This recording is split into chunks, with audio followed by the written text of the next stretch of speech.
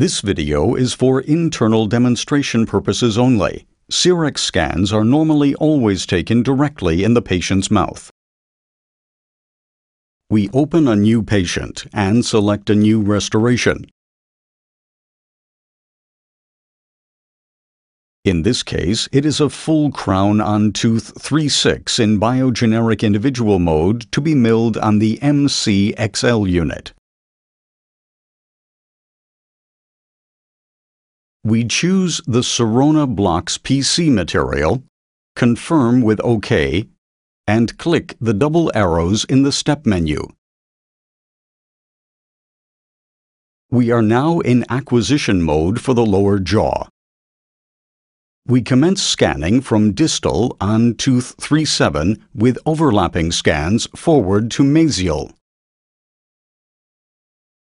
In the premolar area, we tilt the camera slightly buccal-caudal to ensure we capture sufficient buccal facial surface for buccal bite registration. We scan the proximal contacts of the neighboring teeth so that any undercuts are also shown. This facilitates a better design of the interproximal area. We now check the model. Sometimes with real intraoral scans in the dorsal part of the mouth, it is advisable to remove the support from the camera to allow better maneuverability. On the upper jaw, we also begin scanning distally with overlapping exposures towards mesial. In the premolar area, we again tilt the camera slightly towards buccal to achieve good facial surfaces for easier matching of the buccal bite later on. We check this and then change to buccal bite acquisition. We now take 1 or 2 images in the area of the premolars and the canine. When satisfied, click the double arrows to go to the model calculation phase. The model is displayed together with the buccal impression. We drag it onto the lower jaw model, and then we drag both parts onto the upper jaw model. Once they stitch together, click on the double arrows and draw the preparation margin. A double click on any position starts the process, and a double click on the same position completes it. Set manual points if needed with single clicks. Then we define the insertion axis, turning the model so that mesial is on the right and distal on the left. We confirm with OK and click Next. The biogeneric calculation is started. We check the initial proposal. This looks to be very good. We can now click and make the lower jaw model semi-transparent so that it is easier to assess the proximal contacts. We immediately see that they are also good. Now we superimpose the upper jaw and see that the restoration could be modified lingually.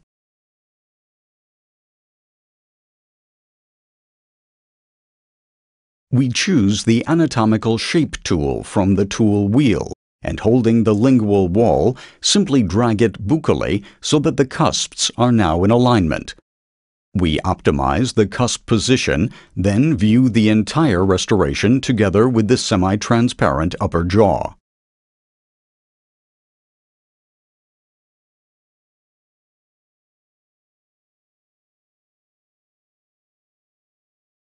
We are now satisfied with the design and click Next in the milling preview, where the restoration is shown in the block. Here, we can again check or change the milling unit. We can choose the milling options, such as fast milling or veneer mode, that we naturally ignore in this case. We can also vary the block size and ultimately alter the position of the restoration within the block.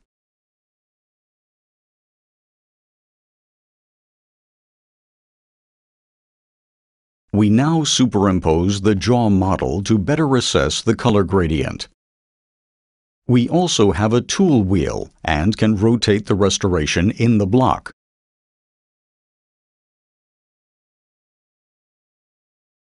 A right mouse click opens the tool wheel again, and we drag the block until the color gradient meets our own particular preference.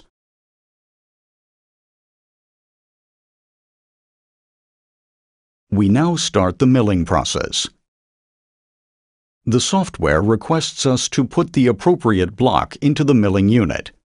The message is also displayed on the milling unit itself. The milling process can be started with a click on Start or by pressing the Start button on the milling unit. The milling time is calculated and displayed. After the milling process is completed, it is confirmed with OK.